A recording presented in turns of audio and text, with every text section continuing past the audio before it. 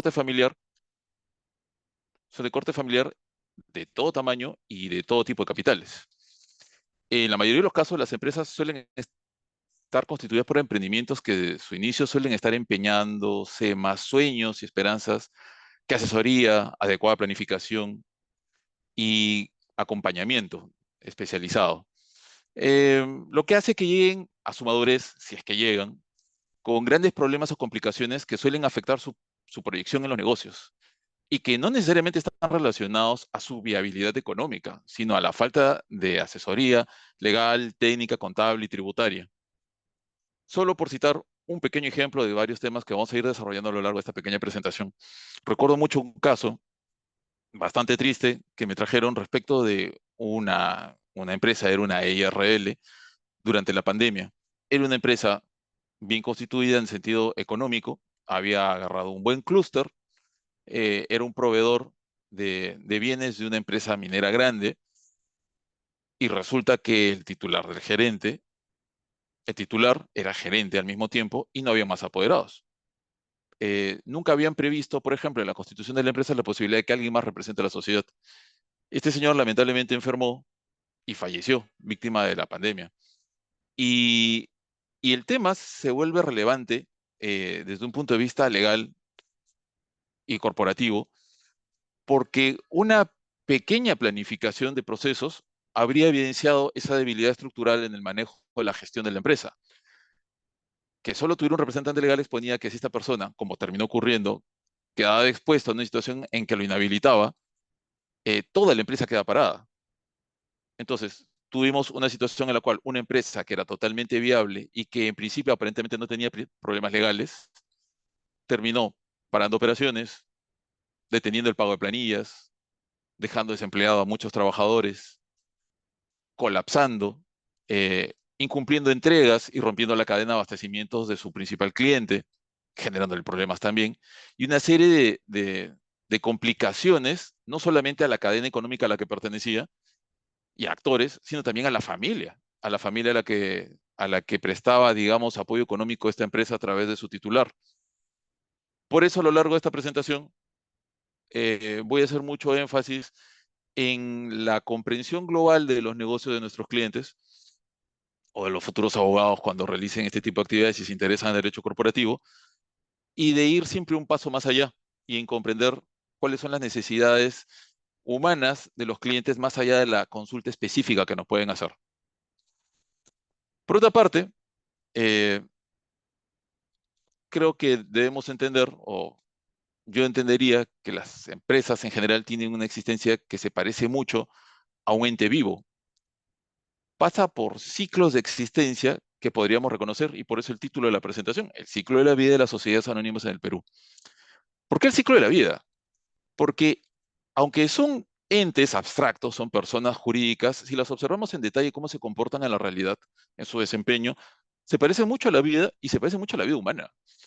Por ejemplo, una persona, como sabemos, pasa por periodos que van desde que está siendo gestado en el vientre de sus madres, el nacimiento, crecimiento, en algunos casos se casa, en algunos casos tiene hijos, en algunos casos se enferma, se recupera, a veces se divorcia y como el curso de la vida natural, finalmente decae y muere.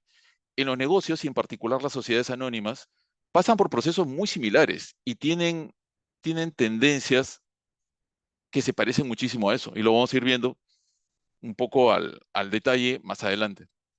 Entonces, a los negocios y en particular a las sociedades les ocurre cosas muy parecidas y tienen dinámicas similares. Esas dinámicas, en el caso de las sociedades, está bastante anclada a lo que la norma societaria nos dice. Pero debajo de la norma societaria, debajo de los formatos, los formularios, las minutas y todo lo demás, hay una realidad subyacente que tiene que ser comprendida por el abogado para dar una eficiente ayuda, asesoría, y como comprenderán, yo recalco la idea de que cuando el abogado asesora, cuando se les permite, además de hacer un acompañamiento más integral. Lo vamos a ir viendo por partes. Entonces, eh, los negocios, en particular las sociedades, les ocurre todo esto que les he comentado. Ahora, Vamos a la diapositiva. La finalidad de la presentación ya la he explicado. Entonces, como sabemos, de las diversas formas societarias que regula la Ley General de Sociedades, una cosa que vamos a observar es que la sociedad anónima es probablemente la más versátil, la que genera mayores facilidades para la gestión, no solamente del día a día, sino para la gestión de la propiedad de las acciones de la sociedad, y para hacer modificaciones en diversos tipos de cambios en la vida de una empresa. Solo por citar un ejemplo, comparado a una sociedad anónima, por ejemplo, una sociedad anónima cerrada, por decir algo, con una sociedad de responsabilidad limitada, una transferencia en la propiedad del capital, que se ve reflejado en la transferencia de las acciones de la sociedad, se puede realizar por un contrato privado, eventualmente con firmas legalizadas, si es que lo requiere, dependiendo del valor de las acciones. En cambio, si ustedes observan una sociedad de responsabilidad limitada, al ser una sociedad de capitales, perdón, una sociedad de personas, a diferencia de la sociedad anónima, que es una sociedad de capitales, van a ver que hay formalidades más duras. Ustedes para poder acompañar un proceso en el cual se vendan las participaciones de una sociedad de responsabilidad limitada, se van a encontrar que tiene que haber una minuta, tiene que haber una escritura pública, tiene que haber una autorización de los participacionistas, es decir, los dueños del capital de una sociedad de responsabilidad limitada, que autoricen la transferencia, además del contrato de transferencia de participaciones, e inscribirlo en registros públicos para que opere. Una sociedad anónima es muchísimo más versátil. Esto que les acabo de decir que podría tomar en un buen caso unas 3 semanas y elevados costos de transacción, en una transferencia de acciones de una sociedad anónima, por ejemplo, bien llevado, sin muchas complicaciones, puede tomar 48 horas, sin contar el tiempo que haya que declarar la transferencia en SUNAT, etcétera, que tampoco es un proceso tan engorroso. Entonces, por eso, como anda en la diapositiva, yo considero que a nivel nacional la sociedad anónima cerrada, que además es mayoritaria en constituciones, es la más versátil, la más utilizada, sobre todo las sociedades anónimas cerradas, que son estructuras legales muy diseñadas pensando en empresas de corte familiar. Ahora, ¿qué ocurre? Una sociedad anónima, como sabrán, tiene una estructura básica. Como ya saben, este es un asunto que se inicia con la redacción de una minuta, su elevación al registro, a escritura pública y luego su inscripción en registros públicos. Pero claro, siempre se requiere pasos previos que implican conversar con los futuros socios fundadores. Por ejemplo, se necesita el nombre de la futura sociedad para hacer las búsquedas pertinentes en registros públicos. Entonces ya se van dando cuenta que más allá de los documentos formales que usualmente se piensan, la sola idea de constituir una empresa a través de una minuta y una escritura pública requiere un trabajo de investigación preliminar. Por ejemplo, ver que el nombre no aparezca ya inscrito en registros públicos. Se hace una búsqueda en registros públicos, y etcétera. Y si efectivamente el nombre no está, entonces el trabajo va a implicar además hacer gestiones para que este título no sea observado y, por ejemplo, se puedan hacer inscripciones limpias. Entonces, ¿qué implica esto? Por ejemplo, se necesita el nombre de una futura sociedad para las búsquedas pertinentes en registros públicos y lo que se necesita es que se haga la reserva de nombre. Es un trámite, una gestión muy rápida que se hace en línea y separaste el nombre. Todo esto implica juntarse con los clientes, que puede ser en línea, conversar con ellos, saber qué quieren, desarrollar su proyecto, saber en qué va a consistir el objeto de la sociedad, plasmarlo, asegurar el nombre en registros públicos. Y esta dinámica ya implica necesariamente que empieces a empaparte un poco de la realidad con esas personas naturales que van a ser los constituyentes. Entonces, una vez que conversas con ellos, probablemente vas a tener que asesorarlos sobre hacer una estructura de poderes adecuada que le permita funcionar con las garantías que los propios accionistas requieran. A veces candados, con firmas cruzadas, a veces quieren que el gerente general pueda todo, pero hay un par de apoderados que tengan facultades solo si firman juntos, a veces no. Todo eso requiere planificación, conversación, conocer la naturaleza del negocio sobre el cual está asesorando el abogado y un largo etcétera. Entonces, se necesita conocer toda esta información antes de hacer un buen proyecto de minuta y por lo tanto de constitución de la empresa. Todo esto es planificación y coordinación previa, siempre. Entonces, eh, ¿qué más podríamos decir sobre esto? A ver, como vemos, los requisitos esenciales para la constitución están establecidos en la Ley General de Sociedades, la 26887, y los pasos del proceso ya los he enumerado, básicamente es todo el trabajo previo, ¿no es cierto? De la búsqueda del nombre, de la reserva que se hace en registros públicos, la estructura de la minuta, elevar la escritura pública, el acompañamiento y la inscripción. Una vez inscrito en registros públicos, me he topado con casos de clientes que llegan con una empresa a la cual se la constituyeron y ahí quedó. Y no sabían, por ejemplo, que tenían que sacar el RUC. Afortunadamente, este tipo de cosas ya no está ocurriendo con mucha frecuencia, porque en muchos casos, cuando se constituye la sociedad, a veces el mismo registrador, y eso es un desarrollo de pandemia, el mismo registrador a veces señala cuál es el número RUC con el que van a hacer a la vida esta empresa. Entonces, es un avance, sin embargo, el cliente tiene que saber además que a pesar de eso va a tener que hacer gestiones en la SUNAT para activar la clave SOL y un largo etcétera.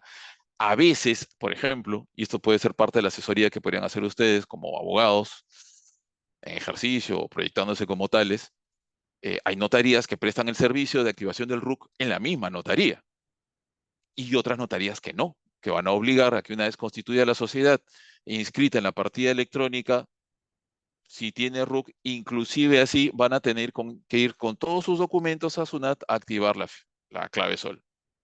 Todos estos son aspectos que tienen que ser previstos, porque en muchos casos, a veces la formalización de la constitución de una empresa está sujeto a plazos, a una ventana de oportunidad donde los socios la necesitan constituida con RUC y con capacidad de emitir factura en un determinado momento. Todo eso es conversación con los clientes.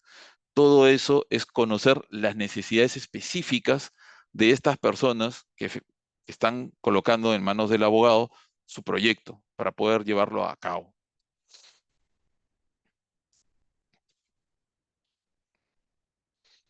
Otro fenómeno que podemos observar en las empresas es que llegado a un determinado momento, tal como ocurre en la vida, si esta empresa supera todo el proceso embrionario, que es la preparación del negocio, la constitución, su nacimiento, la persona jurídica se adquiere la inscripción en registros públicos y obtiene su ficha RUC y tiene su clave SOL y puede empezar a emitir facturas, el negocio puede continuar avanzando.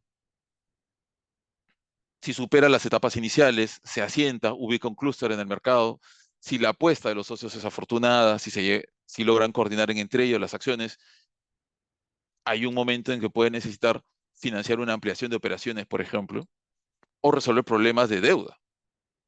En ambos casos, una solución viable que también ocurre es que tengan la necesidad de crecer y este crecimiento podría hacerse a través de un aumento de capital. No sé si van dándose cuenta ustedes cómo empieza a parecerse un poco a la vida misma, desde que hay una gestación, un nacimiento, hay crecimiento y toda esta dinámica empieza a parecerse a patrones de conducta de un ser vivo. Entonces, cuando ustedes enfrentan un aumento de capital, tienen que saber exactamente qué están buscando los clientes. Es una estrategia común. Las sociedades anónimas incrementan capital por muchos de estos factores. Y ya sabemos que requieres un acuerdo de Junta General de Accionistas, requieres un informe del directorio, si es que hay un directorio, o un informe del gerente general a la Junta General de Accionistas para que lo aprueben. Se aprueba a la Junta General. Y notoriamente acá hay que discriminar algunos elementos, porque una vez más, conversando con el contador y ahora sí ya expandiendo el conocimiento de las actividades del cliente, a lo mejor hay que hablar con el contador para saber de qué se trata. Porque en el mundo del derecho societario, muchas veces se van a topar con la necesidad de revisar documentos contables. Por ejemplo, un aumento de capital puede estar empujado porque haya un socio o una persona interesada externa que quiere aportar dinero a la empresa, hacer incrementar el capital de la sociedad, pero también puede ocurrir que haya un acreedor que quisiera sustituir su acreencia por acciones, porque está interesado en el negocio. Entonces puede ocurrir que se produzca un aumento de capital por capitalización de deudas. Y entonces, una vez más allá de que el abogado diligente ya ha preparado los documentos, ya revisó la Junta General de Accionistas, ya vio los documentos alternos integrados, los documentos internos que no van a registros públicos ni a la notaría, pero requiere, por ejemplo, un documento interno con el gerente general que suscriba un informe a la Junta indicando sobre la viabilidad de este tema y la conveniencia de la capitalización de estas deudas. Entonces sí, se puede proceder. Y claro, un tema que salta a la vista es cómo así sabemos cuánto de la deuda se va a capitalizar. Van a tener que hablar con el contador, pedir un asiento contable que lo detalle. El asiento contable tiene que detallar la cuenta del número y el monto de la deuda que se va a capitalizar. Y ahí, por ejemplo, la experiencia les puede servir a ustedes porque cuando se topan a veces con un contador que no ha hecho aumentos de capital, por ejemplo, se pueden encontrar con situaciones en las que el contador, muy afanoso él, hace un asiento contable como de una página entera con un montón de información. Y claro, el asiento contable se integra a la escritura pública o va como un anexo y va y viaja a registros públicos para su inscripción. Y claro, el registrador dice, yo no soy contador, no entiendo nada. Y te observa el título. Y recuerden ustedes una vez más, muchas veces los proyectos de los clientes están sujetos a plazos, a ventanas de oportunidad, en donde, por ejemplo, necesitan ese aumento de capital para luego voltear y solicitar un financiamiento a un banco. Una de las cosas más estresantes que le puede ocurrir a una persona a cargo de un proyecto de aumento de capital es saber que tiene poco tiempo para inscribirlo en registros públicos y resulta que el registrador, por un detalle tan accesorio como que no entiende el asiento contable, te observa el título y te obliga a hacer muchos cambios. Claro, al final resulta que lo que los registradores quieren por experiencia es un asiento contable de una línea, el número del asiento contable y el monto de la deuda. Firma y sello de contador colegiado, con colegiatura vigente. Nada más. Cualquier otro exceso te estás arriesgando a que te observen el título. Y estas son cosas que ustedes van a ir aprendiendo en el ejercicio de la profesión. Y espero que esta charla les sirva de alguna experiencia en algún momento cuando enfrenten este tipo de cosas, porque una vez más, se requiere mucha coordinación, esta vez ya no solamente con el cliente, a lo mejor ya no estás tratando directamente con los accionistas, en este punto quizás estés hablando con el gerente general y a veces ni con él, pero vas a tener que hablar con su contador o con su administrador. Y una vez más, es importante que el abogado busque interrelacionarse con los clientes de esta manera para que conozca con detalle qué se necesita y cómo funcionan las cosas en beneficio de un buen servicio y de una asesoría integral. Entonces, un aumento de capital, como les decía, puede venir como la consecuencia de la necesidad de una capitalización de una deuda. Pero no, también tenemos aumentos de capital de terceros que aportan dinero contante y sonante. Tuve una experiencia. Eh, Dos empresas vinculadas, habían obligaciones entre ellas y no tuvieron mejor idea. Bueno, lamentablemente el abogado de planta manejaba muchos temas, pero no manejaba este. Le consultaron y dijeron, claro, deposita en una cuenta de la empresa el aporte capital, porque la ley general de sociedades dice que tiene que ser una cuenta bancaria, y me mandas el voucher con la constancia. Entonces prepararon todos los documentos, los ingresaron a registros públicos y el proyecto rebotó. ¿Qué había ocurrido? Que el aumento de capital lo habían depositado en una cuenta del Banco de Scotia, Scotiabank, el Scotiabank de Canadá. ¿Qué dice la ley general de sociedades al respecto? Que efectivamente tiene que hacerse ese depósito en una cuenta bancaria de una empresa o una entidad financiera del sistema financiero peruano. El proyecto se cayó, hubo terribles complicaciones, no sabían qué hacer con la plata.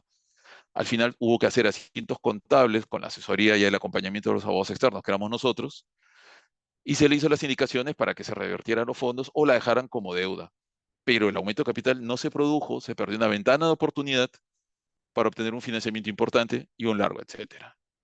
Entonces, lo que quiero un poco transmitirles, siempre a lo largo de esta charla, esta conversación, es que es necesario no solamente conocer a los dueños, o a veces la empresa es muy grande y no es a los dueños, pero tienes que hablar con los gestores y promover que cuando les llegue un proyecto relacionado con temas societarios, corporativos, etcétera, se les avise con anticipación y busquen ser incorporados en el proceso de decisión para que puedan intervenir antes de que se cometan errores, antes de que se realicen actividades que en realidad no son necesarias, eh, y que se conviertan ustedes en un factor decisivo de buenas decisiones y de alguna manera en un aliado con el que siempre se cuenta. Ya se irán dando cuenta ustedes que si tus clientes te necesitan para múltiples actividades, confían en tu buen criterio, porque no solamente eres un abogado diligente y estudioso, además conoces la naturaleza de sus actividades, sabes de qué se tratan, sabes cómo trabaja el contador, sabes cómo trabaja el gerente, sabes qué contingencias tienen. Ese conocimiento cercano que tienes del cliente es parte del proceso de acercarte a dar una asesoría más integral. Salvando las distancias, antiguamente había una especialidad en la medicina que se llamaba el médico de familia. No digo que tanto, pero el conocer las ramas, las raíces y los temas que están relacionados con la actividad misma del negocio es muy útil al momento que tú vas a evaluar cada una de las diferentes etapas por las cuales la empresa va pasando. Entonces, esas son líneas generales, un tema que podemos ver respecto de un aumento de capital. Como ustedes sabrán, eh, un aumento de capital, más allá de que se liberen todos estos temas, de que el abogado haya asesorado adecuadamente, instruyendo a los clientes sobre las ventajas del aumento de capital, eh, y que finalmente se inscribe en registros públicos. Con la inscripción en registros públicos es que ustedes, por ejemplo, van a poder emitir acciones. Con la inscripción en registros públicos tendrán obviamente que girar como buenos abogados y decirle, oiga usted, ahora facilíteme el libro de matrícula de acciones, porque al haber nuevas acciones, yo tengo que hacer los certificados para que los firme el gerente general. Muchas veces llegan casos al estudio donde hay clientes donde a duras penas lograron hacer la inscripción, pero el libro de matrícula de acciones está completamente desactualizado y ya peor, ni siquiera han declarado en su NAT las transferencias de acciones, lo cual es un problema que no solamente puede acarrear complicaciones a nivel tributario. Recuerden que la matrícula de acciones en una sociedad es el equivalente a los registros públicos para otros tipos de sociedades. La matrícula de acciones es una especie de registro privado. El gerente general es como un registrador privado. Es el responsable de indicar exactamente quiénes son los accionistas, quiénes pueden participar en la junta, da fe y da cuenta de los acuerdos privados entre accionistas respecto a las transferencias y otras limitaciones que pudieran haber acordado al margen de los estatutos. Entonces, mantener al día la matrícula de acciones es esencial y muchas veces no se hace. Y todo esto es parte de tener conocimiento cercano de lo que pasa con el cliente, de tener acceso a los libros, de mantenerlos actualizados, constantemente estar cerca de ellos, preguntarles si ya aprobaron sus estados financieros de los ejercicios anteriores. ¿Y eso cómo se hace? Puede ser que le preguntes directamente al abogado de plantas si tratas con uno o con la persona que se encarga de gestionar los temas legales. Y muchas veces ocurre que hay empresas, sobre todo las más pequeñas, no aprueban estados financieros. Les cae una fiscalización de la SUNAT y eventualmente la falta de aprobación de estados financieros puede ser una base para generar una contingencia tributaria. Como sabrán, los amigos de la SUNAT, con mucho respeto, pero siempre te están rascando la olla. Algo te van a encontrar. Entonces, hasta acá lo que van a ir observando ustedes es que su desempeño como abogado que va a analizar las necesidades de sus clientes en el derecho corporativo, en el derecho societario, van a ir notando que una vez que queda constituida la sociedad y va transitando por este derrotero de la vida, en la cual van suscitándose situaciones que muchas veces se parece a la vida misma, van a notar que cada vez van a necesitar conocer con mayor detalle las operaciones, la naturaleza del cliente y a veces, inclusive en empresas medianas, empresas familiares, saber cómo funcionan las relaciones al interno, porque hay un mundo detrás de un accionista que, por ejemplo, no está casado, pero tiene hijos de varios compromisos y está en una edad avanzada y quiere saber qué cosa va a pasar con la empresa cuando fallezca. Si ustedes no tienen las competencias, porque uno no tiene por qué saberlo todo, una cosa que se tienen que asegurar es que las capacidades para asesorar, las capacidades para poder prestar una asesoría eficiente en esas ramas que están relacionadas con la vida misma de la actividad empresarial, de la actividad de la sociedad, estén disponibles. Si ustedes por su experiencia no lo conocen de cerca, no duden en buscar a un colega de confianza que sí lo maneje y véanlo juntos para finalmente dar una opinión cercana, adecuada, eh, realista al cliente que finalmente es un ser humano. Porque cuando se dan opiniones parcializadas, y eso es algo que a veces nos ocurre por una hiperespecialización, eh, abandonamos algunos aspectos de la vida que deberían ser tomados en cuenta y que finalmente sí tienen que ser tratados en una consulta legal. Para evitar que nuestras consultas con nuestros informes legales, nuestras opiniones se conviertan en abstracciones inútiles. Porque finalmente ocurre que a veces llega una consulta hiperespecializada, muy puntual, sin contexto, y por supuesto ustedes revisan su ley general de sociedades, revisan el documento, emiten una opinión, cobran, y por lo general se cumple con el procedimiento y se van. A veces no hay más remedio porque a veces solo nos llega la consulta. Pero si ustedes han logrado empaparse de la problemática de las personas, no solamente van a dar una asesoría más exacta, sino que además se van a encontrar con que se van a convertir en piezas necesarias en el desarrollo de estos negocios e implícitamente quizá en una especie de socio externo imprescindible, la consulta del abogado. Ah, más allá del tema ético, que es el más importante, más allá de dar una buena opinión, también está el tema económico.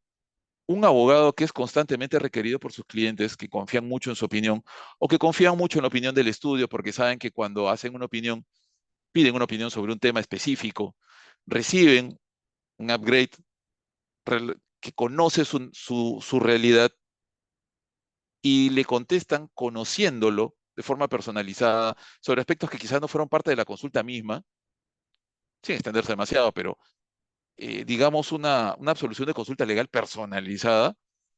Eso se termina convirtiendo en algo muy valioso, no solamente de la perspectiva de la relación abogado-cliente, también de la perspectiva empresarial. El abogado, si factura por horas, facturará más horas. Si tiene que fidelizar a un cliente para evitar que se vaya con otro que le cobra más barato, va a ser muy, pero muy difícil que sea sustituido por uno que es más barato si sabe que ese abogado da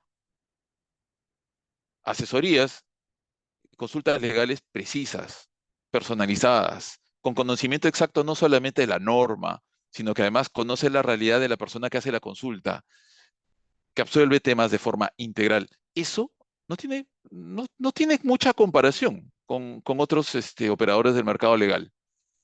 Entonces, una gran recomendación que les haría a todos estudiantes que se van proyectando un poco este tema, más allá de los temas de especialización, vayan viendo, si les interesa el derecho corporativo, qué ramas se desprenden del derecho corporativo y en particular el societario. El societario tiene raíces y ramas en otros aspectos del derecho que son importantes y que no requieren que se lo conozca todo, pero sí tienen que ser habilidades y conocimientos que tienen que estar disponibles para la consulta legal. A mí, y hablo en primera persona porque la verdad que lo que he querido expresar en esta presentación un poco es mi experiencia de los años sobre este tema, yo he encontrado de que esa política de dar Consultas legales, integrales, con conocimiento cercano al cliente cuando se conoce, no solamente abarca fidelización, no solamente abarca la posibilidad de dar consultas legales más precisas, más exactas, más aterrizables, no solamente un documento abstracto que absuelve una consulta en el aire y que en realidad cuando se contrasta con la realidad hay muchos engranes de la vida que no están enganchados y a veces, no siempre, pero a veces termina constituyéndose en un ejercicio del derecho que cae en el vacío. ¿Te pagaron por la consulta? Sí, pero no sirvió. Ese es un tema que creo que podríamos buscar evitar consistentemente a lo largo de todo el proceso de asesorías legales que nosotros vamos a prestar en nuestras vidas. Entonces, desenganchándonos un poco del tema del aumento de capital y todas esas ramas y raíces que se desprenden, la emisión de las acciones, saber que las acciones en realidad en principio, que es un tema que se discute un poco, no deben emitirse hasta que no estén inscritas en registros públicos, que tiene que declararse a la SUNAT, que los pactos de accionistas tienen que constituirse en el libro de matrícula de acciones y debe respetarse en el momento que se produzca un aumento de capital, por ejemplo. Puede haberlos. En fin, pero ya hemos hablado del aumento de capital y no siempre tenemos que crecer. A veces tenemos que perder algo de volumen estratégicamente en la vida. Y entonces enfrentamos otro fenómeno de la vida societaria, que es la reducción de capital. Como sabrán, una reducción de capital es un proceso que implica una disminución del capital social y se realiza cuando la empresa tiene un exceso de capital que no necesita o cuando necesita reestructurar su capital para mejorar su eficiencia. La reducción de capital se puede realizar mediante la amortización de acciones, es decir, elimino acciones y incremento el valor de las otras, o la disminución del valor nominal de las acciones o la cancelación de acciones. Hay varias figuras que se pueden desarrollar ahí. A veces una reducción de capital en realidad sirve para ser más eficiente, por decir un ejemplo, ¿qué se hace con el dinero? A veces hay demasiado capital y la empresa no necesita tanto capital. Ustedes a través de una reducción de capital, por ejemplo, podrían liberar fondos inclusive y devolver el capital a los accionistas, que buenamente podrán hacer ese dinero, hacer con ese dinero algo de mejor uso. Claro, uno podrá decir, claro, ¿qué hace en el capital? Si ese capital, por ejemplo, tiene un respaldo en flujo de caja, que es difícil, pero supongamos, estamos hablando de una enorme ineficiencia en el empleo del dinero. Tener plata en posada en una empresa, en una sociedad, es un despropósito. La plata tiene que estar fluyendo constantemente, adquiriendo activos y lo que te dedicas al comercio de bienes y colocándolo en el mercado constantemente. Si tiene demasiada plata y encima está en posada en una cuenta del capital, sí está bien que se lo repartan a los accionistas. Pero también puede ocurrir que los accionistas tengan en cabeza otros negocios potenciales y sacarle un mayor provecho a ese dinero. Entonces, tener dinero emposado es una mala idea. Una reacción de capital, como van a ver en la diapositiva, tiene varios motivos. Eh, puede ser, una de ellas puede ser incluir la eliminación de pérdidas acumuladas, por ejemplo, que es una forma de disimular. Bajo mi capital y entonces mis pérdidas se disimulan. Es una forma. Puede ser una forma de reestructuración financiera. eh, puede ser una reducción de capital en todos los casos, igual que en el aumento, tiene que inscribirse en registros públicos. Eh, y otra cosa, una reducción de capital necesariamente implica la necesidad de publicar en 2 diarios, 3 veces consecutivas, con intervalo de 5 días, etcétera. Todo eso aparte, seguramente ustedes al momento que se involucren en un proyecto lo van a revisar y lo van a ejecutar. Un sentido que tienen que entender respecto a esto es que a diferencia de un aumento de capital en el que alguien dirá, oye, ¿por qué para el aumento de capital no publico, pero en la reducción sí? Y está íntimamente relacionado con el riesgo en las inversiones y en el riesgo en el crédito. Y sería bueno que lo comprendieran para que ustedes se lo puedan explicar a su vez a sus clientes. Cuando, por ejemplo, tienes operaciones, por citar algo, una empresa comercializa zapatillas y le va muy bien, compra y vende zapatillas, está excelente, sus estados financieros están sanos, sus niveles de endeudamiento son racionales, Y claro, va y le pide al que conoce, va a un banco, le dice, oye, yo necesito un préstamo por, digamos, 1 millón de soles. Mira, mis estados financieros, todos son maravillosos. El banco antes de prestarle, te va a decir, a ver, ¿cuánto tienes de capital? Y resulta que fue una sociedad que se constituyó con bienes.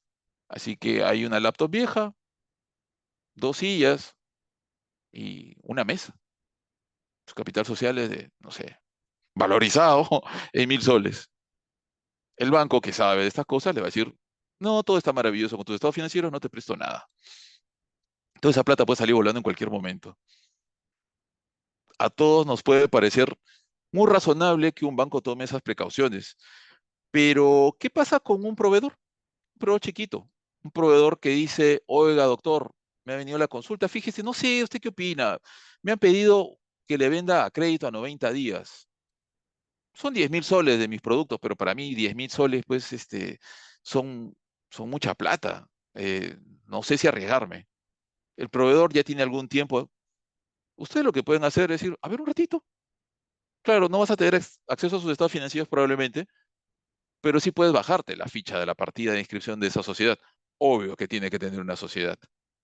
Y cuando lo veas, vas a descubrir que su capital es microscópico y le explicarás, oye, mira, puede ser que esté muy bien en los bancos, puede que en Infocorp le vaya muy bien, porque obviamente puedes ir a Infocorp y pedir un estado de deuda, pero fíjate que su capital es diminuto en relación al volumen de operaciones que realiza, es muy arriesgado. Entonces, se supone que todos tenemos conocimiento de las publicaciones que se realizan en los diarios, porque esa es la finalidad, que toda la comunidad se entere de que esta empresa que tenía un capital, no sé, digamos de 1 millón de soles, por reducción de capital, ahora solamente va a tener 5.000, una reducción dramática de capital. Este es el sentido por el cual eh, la norma y el legislador ha establecido que en los casos de reducción de capital se publique. La intención es que se haga conocido por todos que hay un proceso de reducción. Pero hay algo aún más interesante y más importante en la publicación. Cuando haces una reducción de capital, un acreedor se puede oponer y con notificar la oposición puede bloquear todo el proceso de reducción de capital. Y por ejemplo, es algo que debe ser de conocimiento de los clientes que le consultan sobre el proceso, porque ustedes le tienen que anticipar. Puede ser que un antiguo socio o un rival comercial sea deudor desde ustedes y entonces es importante que sepan que si se enteran que hay una reducción y que hay una deuda, ellos con la simple oposición van a convertir esta reducción de capital en una contingencia legal y se va a quedar bloqueado. Entonces, la publicación tiene una segunda importancia: permitir a los acreedores, por las razones antes expuestas, un mecanismo para impedir que la reducción de capital se produzca. Una vez más, ustedes se enteran y pueden dar una opinión oportuna si conversando con los accionistas o con el gerente general, con el encargado del proyecto, ustedes le van a preguntar sobre este tipo de cosas y obviamente en algún momento le dirán, oye, ¿no será que tienes algún acreedor agresivo por ahí que pueda tener la intención de bloquear este proceso porque a lo mejor tiene una cobranza difícil o algo para el estilo? Si resulta que es, deben estar advertidos de que tiene esta contingencia entre manos. Una vez más, en este devenir de la vida de las sociedades, en el caso de una reducción de capital, el conocimiento cercano de la naturaleza de las operaciones y cómo se relacionan con sus clientes, cómo se relacionan con sus proveedores, cómo se relacionan con sus acreedores, es importante para dar siempre una asesoría oportuna, una asesoría exacta, una asesoría que tenga un correlato con la realidad, una asesoría útil, oportuna. Y por eso siempre el énfasis a lo largo de toda esta presentación de la necesidad de que efectivamente conozcan al cliente en la medida que esto resulte posible, en la medida que esto resulte viable. Todas las partes se van a ver beneficiadas, los clientes, los interesados en las operaciones, ustedes mismos y un largo etcétera. Entonces, yo considero de que ese es un tema importante. En el devenir de estas sociedades, también vamos a encontrar que hay otros elementos en los cuales la vida misma de ella los lleva, no necesariamente, pero los puede hacer transitar por otros cambios, así como una persona que nace, crece, en algún momento baja de peso, que es la decisión, se puede casar, se puede transformar, puede tener hijos. Y entonces tenemos la transformación, la fusión y la escisión como figuras principales, a las cuales el tiempo obviamente no nos va a dar para nada para entrar en detalles, pero sí quisiera comentarlo. Entonces, estos cambios, la transformación, la fusión y la escisión, están soportados, están sustentados en una estructura legal y organizativa que ya la misma norma lo explica. Por ejemplo, la transformación implica la conversión de una sociedad anónima en un tipo, de un tipo a otro. Por ejemplo, una sociedad anónima cerrada a una sociedad anónima abierta. Y la fusión implica la unión de dos o más sociedades anónimas en una nueva entidad. Mientras que la escisión implica la división de una sociedad anónima en dos o más independientes. Esto podría asemejarse, en algunos casos, a haber tenido hijos. Porque, por ejemplo, bueno, la transformación es bastante sencilla de entender. Con la transformación cambias de una forma societaria a otra. Claro, puede ser de una sociedad anónima abierta a una cerrada o a una ordinaria. Ahí no hay mayor misterio. Eh, Podría ocurrir, por ejemplo, que pasen de una sociedad anónima a una sociedad de responsabilidad limitada, lo cual implica un cambio ontológico, un cambio esencial, porque las sociedades anónimas, por ejemplo, son sociedades de capitales. El énfasis, el énfasis de toda la normatividad que lo regula es el tránsito de los capitales en los negocios, de tal manera que hasta cierto punto al mercado no le interesa quién es el accionista, no le interesa quiénes son los propietarios de las partes del capital. Lo que le interesa es que la persona jurídica responda por las obligaciones que contrae o que esa persona jurídica, y ahorita voy a explicarles por qué es importante, cumpla con las obligaciones que contrata. Es decir, no solamente con sus proveedores, también con sus clientes. Por ejemplo, si ustedes contratan el servicio de Internet a una reconocida empresa del mercado, nunca les va a importar quiénes son los accionistas. De hecho, en una sociedad anónima abierta es materialmente imposible saberlos porque son demasiados. Pero no les interesa. Yo lo que quiero saber es que si yo pago por el servicio, que me lo presten eficientemente, salvaguardando mis derechos como consumidor. Más nada. Esas son las sociedades anónimas, en todas sus formas. Las sociedades anónimas son sociedades de capitales. El énfasis está en el capital. En cambio, las sociedades, por ejemplo, de responsabilidad limitada y otras, el énfasis está en las personas. Sí hay capital, pero además eh, el crédito, la confianza en la persona jurídica se deposita por quiénes son los que participan. Entonces, por ejemplo, habrán visto estudios de abogados muy reconocidos que tienen como estructura legal y consultoras, por ejemplo, consultoras, auditoras, que son sociedades de responsabilidad limitada. Sí, pero ¿por qué? Porque la prestación del servicio recae en las personas que aparecen ahí como socios de la sociedad de responsabilidad limitada. De tal manera que si ustedes contratan con esa empresa, se entiende implícitamente, aunque en la práctica resulta que no tanto, se entiende que algunas de las personas que son socios de la sociedad responsable son los que van a prestar el servicio. Por eso es que se dice que son sociedades de personas y por eso es que hay mayores rigores en las estructuras legales de las sociedades de personas, como la sociedad de responsabilidad limitada. Entonces, si se producen transformaciones de cualquier tipo, ustedes con un amplio conocimiento de este tema, en el momento que hagan las consultas y conversen con ellos, van a poder prestar una asesoría adecuada.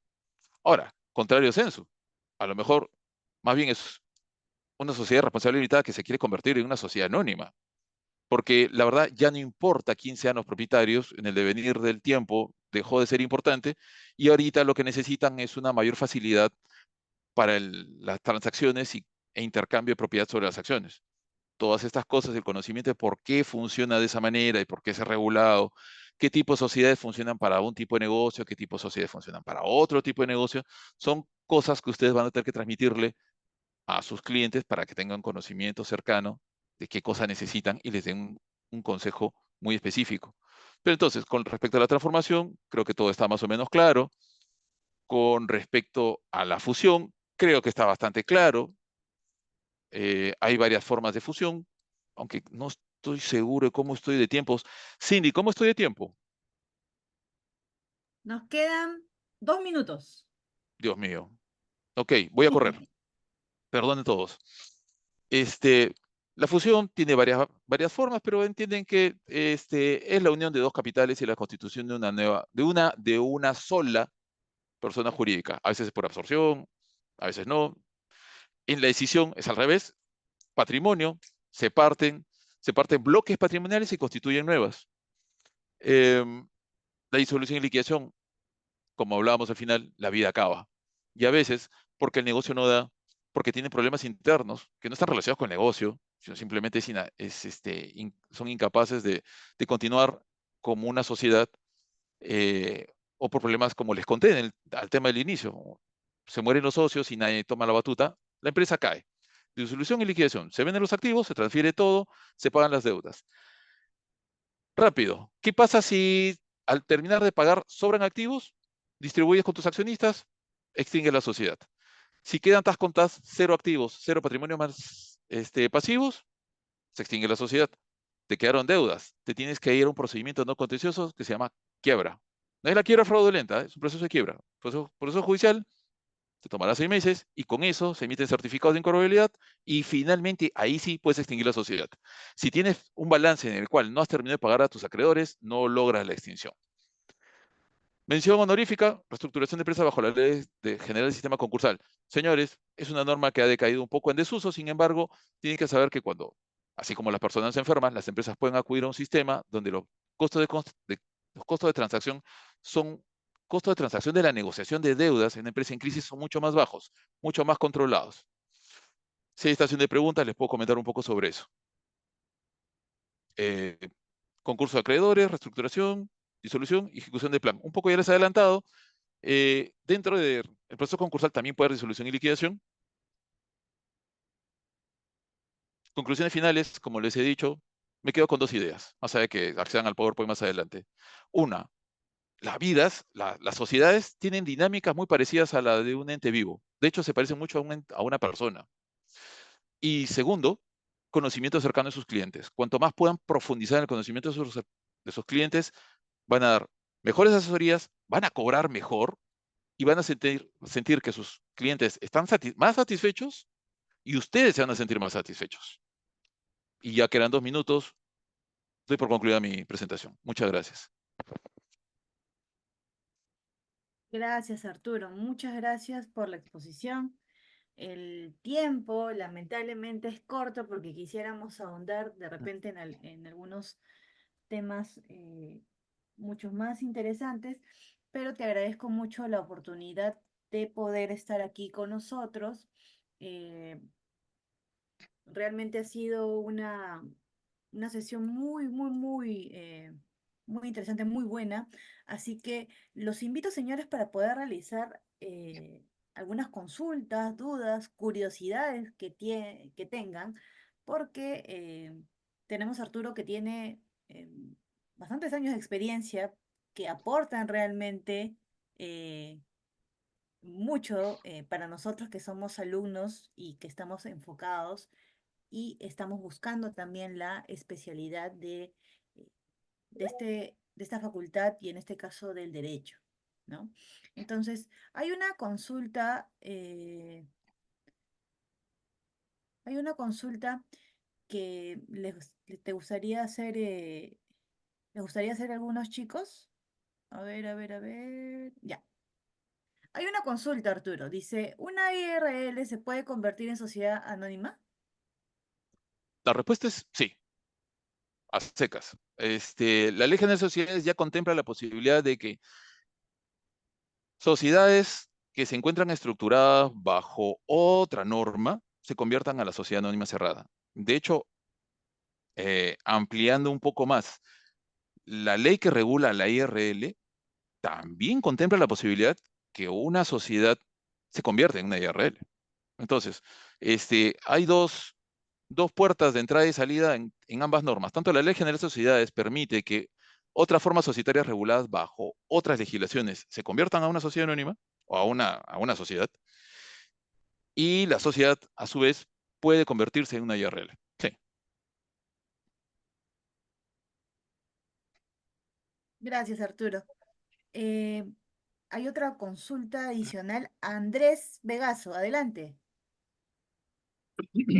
Doctora, muy buena tarde, buena tarde, doctor. Gracias por su exposición, es muy interesante.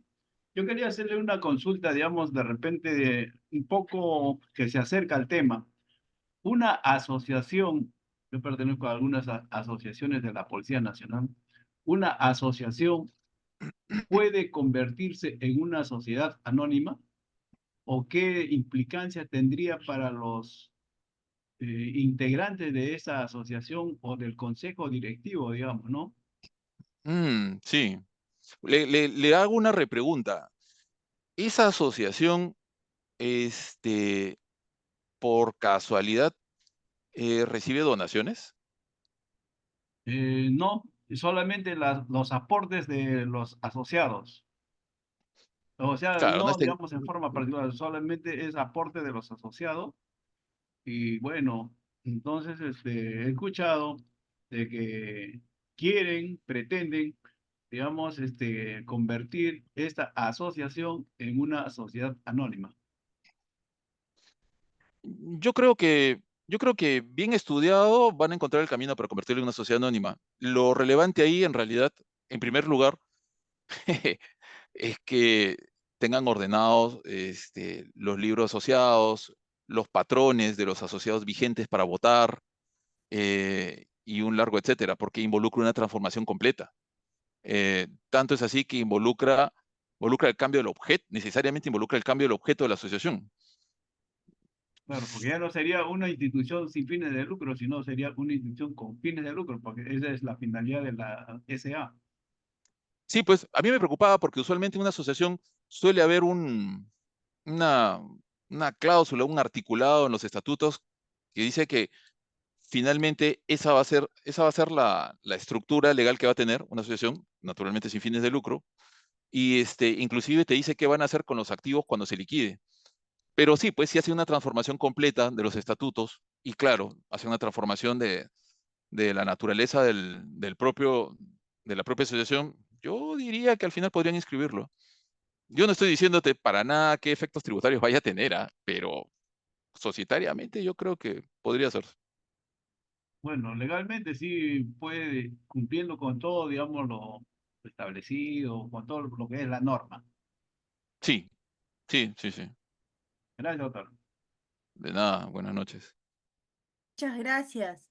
Vamos con Orlando Ventura. Mera Aventura. Doctora, muy buenas noches. Doctor, buenas Buenas noches. noches. Tengo Buenas una Adelante. noches. consulta. Yo tengo una SAC y quiero hacer cambio de dominio, pero eh, quiero ver si afecta o no la experiencia, ¿no? Porque la experiencia es importante para los procesos con el Estado. Claro, usted contrata con el Estado, Sí. ¿de acuerdo? ¿Y a qué se refiere con cambio de dominio? ¿Se refiere al correo electrónico, a No, la no, página no. web? El cambio de nombre.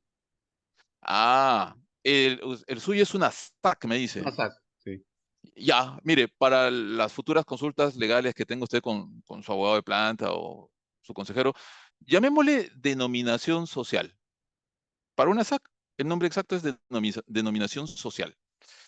Partiendo de eso, no va a afectar en absoluto la experiencia que haya adquirido. De hecho, el cambio de denominación social de una sociedad anónima nunca, en ningún caso, por ninguna razón, involucra el cambio de la personería jurídica. Equivale, sí, ejemplos de personas naturales, a que usted, por ejemplo, decida por alguna razón y obtenga un cambio de nombre. No quiere decir que el banco no lo va a seguir persiguiendo a usted a lo largo de su vida por las deudas que tenga. Te cambia razón social, el banco lo va a seguir persiguiendo, la SUNAT lo va a seguir persiguiendo y un largo etcétera. Yo lo que le recomendaría muchísimo es que si hace un cambio de razón social, luego lo registre en el RNP para que no hayan discrepancias cuando se presente entre los datos que están registrados y los datos actuales. Pero fuera de eso no va a afectar su experiencia, porque se entiende que su experiencia está sustentada en contratos, en facturaciones y un largo etcétera. Entonces, no, por ahí no se preocupe, pero registro en todos lados. Registro en la SUNAR, registro en registros públicos, valga la redundancia, registro en el RNP. Si tiene contratos y a lo mejor están sujetos a renovaciones, una adenda estableciendo en los contratos el cambio de denominación social sería prudente, aunque no es esencial. eh, y por demás, como le digo, hay un poquito de trabajo de gabinete ahí, pero a su pregunta no lo afecta. Esencialmente no lo afecta, pero sí requiere que le haga un seguimiento, ¿no? Doctor, excelente. Una pregunta más. A mí un gobierno regional me tiene una deuda y al hacer el cambio de, de dominio, o como me dijo el nombre técnico, De eh, denominación denominación, social. denominación Denominación social, social. Sí. ¿tendría problemas en el pago? A ver, cuénteme un poquito. ¿Hay un juicio abierto o no? No, ¿Arbitraje? yo tampoco. Lo que pasa que me hicieron una retención por prestación accesoria. Y Ah, claro. ya desde ya 2, 3 años atrás. Entonces yo cumplí con hacer los mantenimientos y cumplir con todo porque mi línea es equipos médicos. Sí. Pues yo me cobra, po. Entonces a mí me hicieron una retención de 18.000 y no me pagan de hace 2, 3 años, ¿no? Entonces, como yo tengo en proceso de hacer el cambio de nombre, entonces la ¿Ya? pregunta es, ¿te afecta el pago o no? O sea, la respuesta sigue siendo la misma desde que el cambio de denominación no afecta a la personería jurídica. La empresa sigue siendo exactamente el mismo centro de imputación de obligaciones y derechos. Es la misma. El cambio de nombre es casi como cambiar el cartel. Sin embargo, por ejemplo, yo me imagino que si usted tiene una contingencia con el gobierno regional, habrá iniciado un arbitraje, usted deberá informar que si los contratos dice eh, XXSAC, ahora dirá YYSAC, y ahí informará con fecha tal, se produjo el cambio de denominación social, por escritura tal, inscrito en registros públicos tal. Hecha esa aclaración, todo camina. Gracias. Muchas De nada. gracias. Muchas gracias. A ver, nos vamos con otra pregunta. Mm, a ver, tenemos en realidad varias. Ups, Eso es muy bueno, señores. Eso es muy bueno.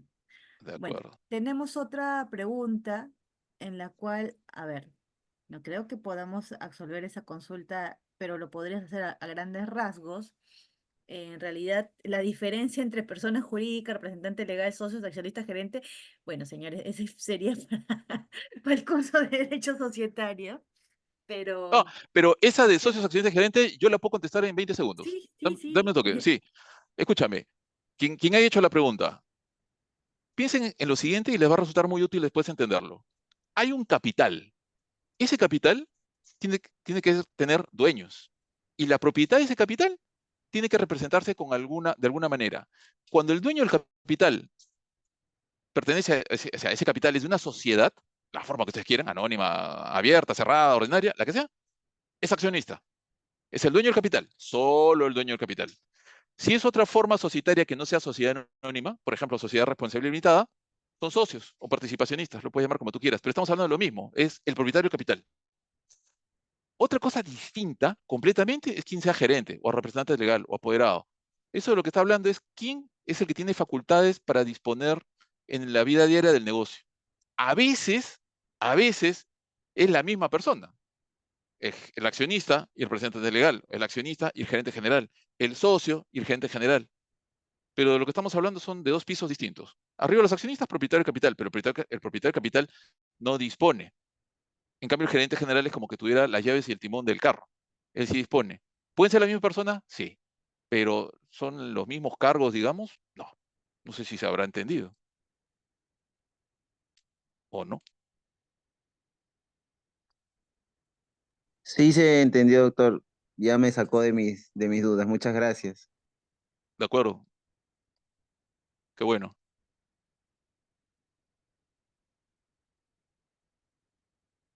Cindy, creo que estás muteada.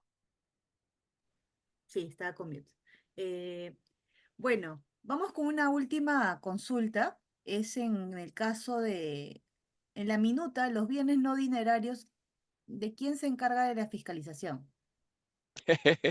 Eh, la respuesta corta es Esa es nadie. la pregunta. Nadie. Ustedes lo valorizan. Por eso es que tú puedes, o sea, miren, la ley permite muchas cosas y otras no. O sea, hay que hacer un uso benigno de lo que la ley te permite, pero digamos, para responder la pregunta y sin ánimo de que ustedes se inspiren en la línea del fraude a la ley, pero, o sea, ustedes pueden poner que una mesa vieja y apolillada, 2 sillas rotas y un teléfono analógico valen 2.000 soles y esta es la valorización que ustedes presentan. No hay nadie que se lo vaya a discutir en ese momento.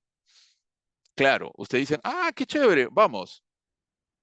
Pero un acreedor diligente, antes de darles crédito, un banco, antes de darles una cuenta corriente, o cualquier otra persona, y ojo que una empresa vive del crédito, toma cosas a crédito, paga a crédito, vende a crédito.